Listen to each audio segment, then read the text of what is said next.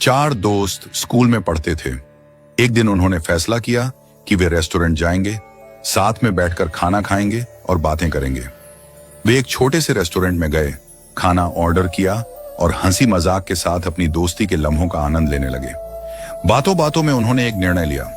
आज के बाद वे ठीक 40 साल बाद इसी जगह मिलेंगे। वे तब तक अपने अपने करियर में व्यस्त रहेंगे और सफलता हासिल करेंगे। शर्त यह थी कि जो सबसे देर से पहुंचेगा वही पूरे खाने का बिल चुकाएगा। समय बीतता गया। चारों दोस्त अपनी अपनी जिंदगी में आगे बढ़ गए। कोई बिजनेसमैन बना, कोई वकील, कोई जज और कोई अध्यापक। सभी अपने कार्य क्षेत्र में सफलता की ऊंचाइयों को छूने लगे। 40 साल बाद अब वह छोटा सा रेस्टोरेंट एक भव्य 5 स्टार होटल बन चुका था और वहां काम करने वाला एक साधारण वेटर अब उस होटल का मालिक बन चुका था। वह भी उस दिन का इंतजार कर रहा था। समय आया और पहले एक दोस्त पहुंचा, फिर दूसरा, फिर तीसरा।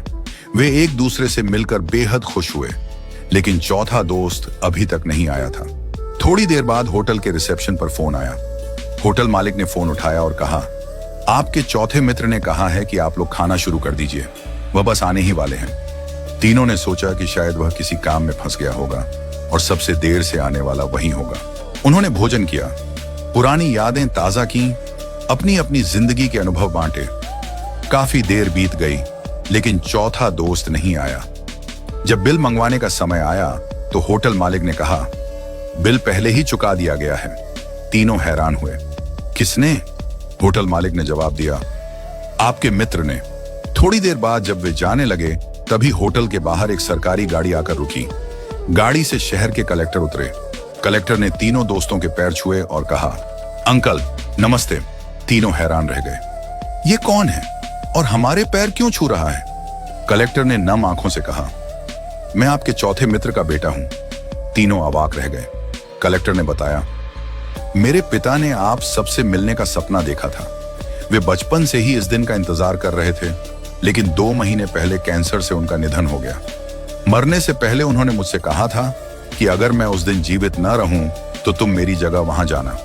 उन्होंने कहा था, मैं सबसे ज्यादा देर से आऊंगा, इसलिए बिल भी मैं ही चुकाऊंगा। ये सुनकर तीनों दोस्तों की आंखें भर आईं। तीनों दोस्तों को अपने मित्र की मृत्यु का गहरा दुख हुआ, लेकिन उससे भी ज्यादा दुख इस बात का था कि 40 साल तक वे एक दूसरे से नहीं मिले। क्यों इतनी जिद की कि 40 साल इंतजार करना पड़ा?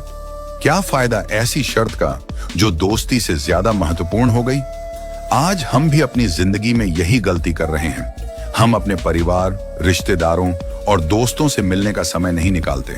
हम अपने माता पिता से दूर रहकर जीवन की भागदौड़ में इतने व्यस्त हो जाते हैं कि जब हम वापस लौटते हैं तब तक बहुत देर हो चुकी होती है।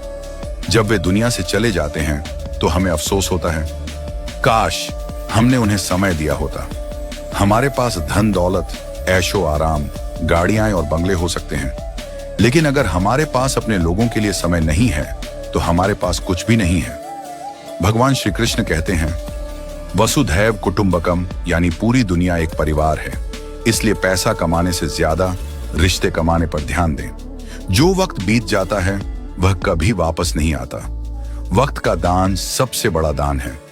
आज ही अपने प्रियजनों से मिलें, बात करें, उनके साथ समय बिताएं, क्योंकि जो प्यार, जो अपनापन आज है वह कल हो भी सकता है और नहीं भी।